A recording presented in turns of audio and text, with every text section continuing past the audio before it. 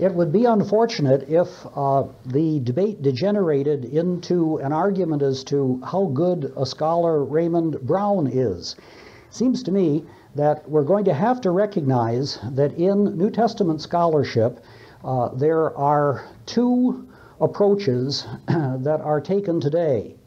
One approach is the higher critical approach that Raymond Brown represents. That approach says we need to examine the New Testament writings to see if there are apparent stylistic differences among them, instances where it would appear that later editors have put material together that was not in that same form earlier. That approach on the one hand, and the approach which really follows Aristotle's dictum that you give the benefit of the doubt to the writer, and you assume that if there are no textual evidences of variation, that the material did indeed come from a single author. Interestingly enough, C.S. Lewis, who was one of the greatest authorities in English literature and English textual criticism in the 20th century, did an article on this subject. The article is entitled Biblical Criticism, and in it, Lewis says, "The amazing thing to me is that the critics think that 2,000 years after the events, they can in effect redo the New Testament material to find out what is really genuine and what isn't, even though all of it comes from documents which we have known for that length of time." Lewis says, critics have tried to do this with my Narnian Chronicles, to find out what the real sources of my Narnian Chronicles were. They, says Lewis, are doing this in my own time, in my own language, and they have never been right, never once.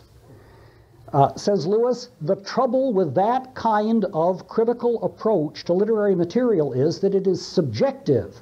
And Mr. Ali has so well demonstrated this. He has said again and again, this is development.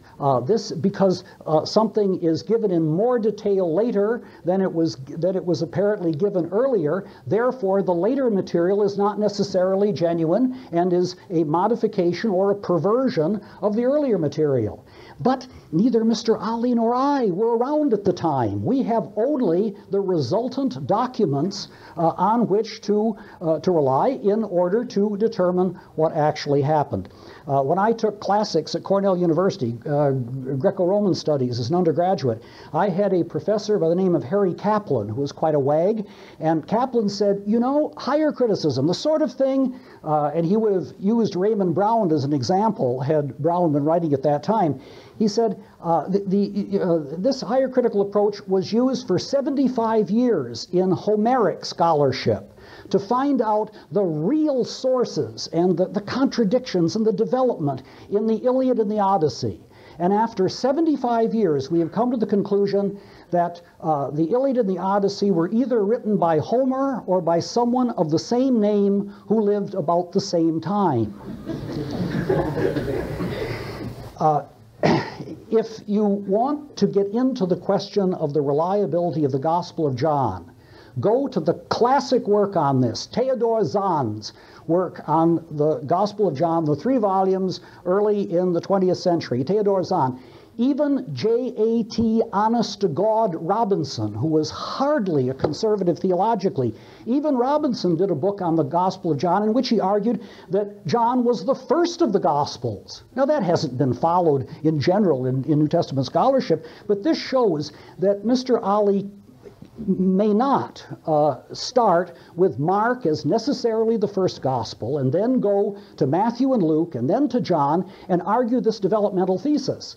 The fact is that it's possible for something more developed and complex to be written early and then a shorter version done later for other purposes. People have argued that the Gospel according to Mark was done as a short catechetical treatise and left out a lot of material simply because its purpose was to offer just the basic catechetical understanding.